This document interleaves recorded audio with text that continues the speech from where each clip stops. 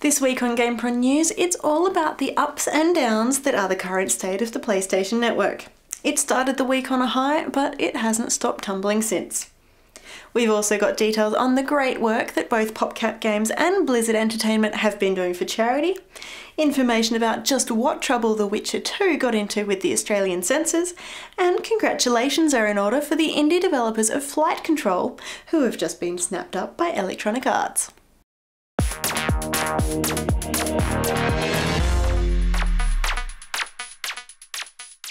Hi, I'm Jessica Citizen. In case you missed it, the PlayStation Network is still down. While we had hoped to see some signs of life over the past week, and things did kick off with a make good plan including free PlayStation Plus membership, instead the news just got worse for Sony.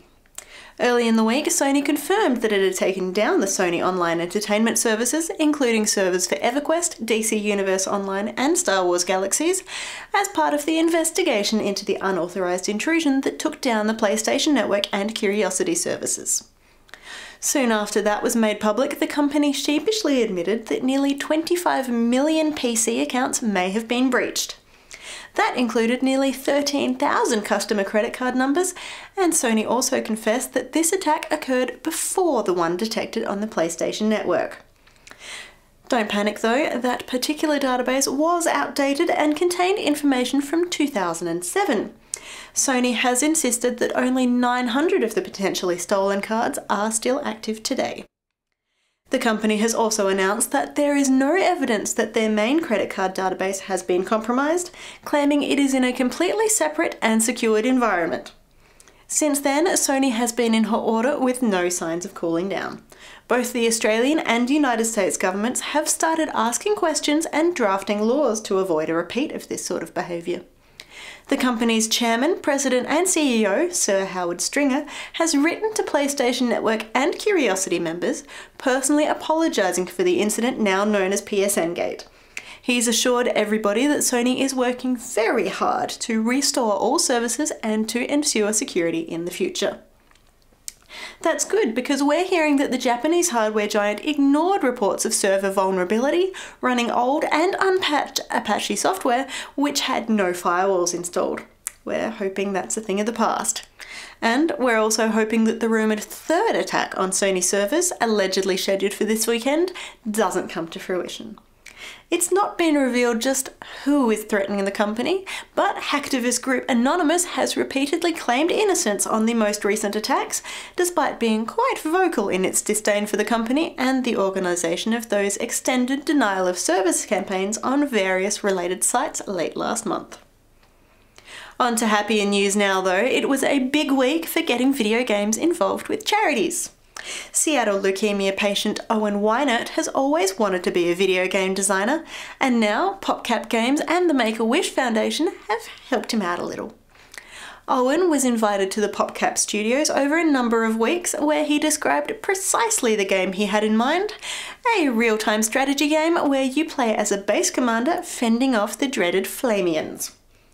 PopCap quickly got to work, and it wasn't too long before Owen was presented with his very own iPad, which came preloaded with an early copy of the game he helped develop, Allied Star Police.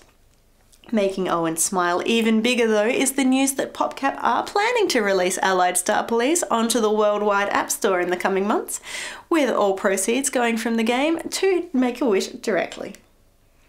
I tell you what, those Make-A-Wish organisers have been pretty busy. We learnt that April 29th is World Wish Day. It's in recognition of the day which sparked the creation of the charity that has now spread to 41 countries. As part of this global celebration, 10 Make-A-Wish children and their families were invited to Blizzard HQ for a day of fun and games. 2 kids even had their wishes come true with a behind-the-scenes glimpse of World of Warcraft. Company co-founder and CEO Mike Morhaime offered the charity a special gift of his own. Really excited to share with you guys the results of our Make-A-Wish fundraising event that we did last year. As you guys know, we sold a Moonkin hatchling pet, and today we're able to announce that $800,000 will be donated to Make-A-Wish. Even though Blizzard is based mainly in America, the charitable donation will be shared between the local Make-A-Wish Foundation as well as the International Fund to help children from across the globe. But Blizzard's charity work doesn't stop there, with the announcement of the Cenarian Hatchling vanity pet for World of Warcraft. This wild and noble character is available in the pet store right now, and he's offering a helping talon to some friends in need. For every Cenarian hatchling purchased between now and July 31st, 100% of the $10 purchase price will be sent to the American Red Cross Japan Earthquake and Pacific Tsunami relief efforts to help provide shelter, food, emotional support, and other assistance. Fantasy and RPG gamers will be happy to learn that CD Projekt Red's newest game, The Witcher 2: Assassins of Kings, has gone gold and is set to arrive on shelves on May 17th.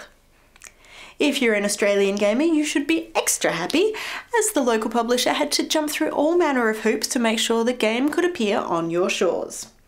Geralt is set to make his comeback, the truly unique protagonist exploring more thought-provoking, non-linear, mature gameplay, and it's just that maturity that very nearly got Geralt and The Witcher 2 in trouble. It seems that in part of the game, Geralt is given the option to accept sex as a reward for successfully completing a particular side quest. The answer he gives has no impact on gameplay, storyline, or character development, merely triggers one of two cutscenes.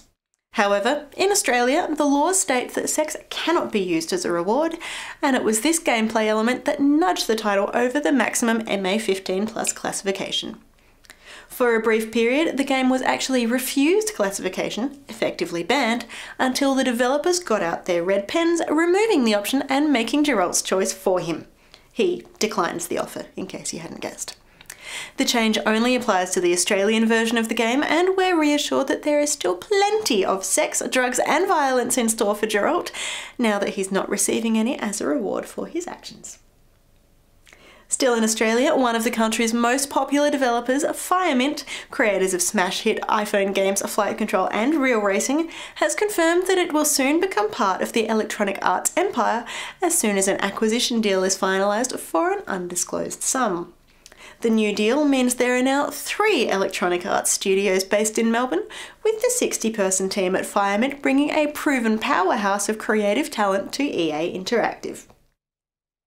Firemint reassures its fans that it will be operating with very high levels of autonomy, with current CEO Rob Murray staying in the top job.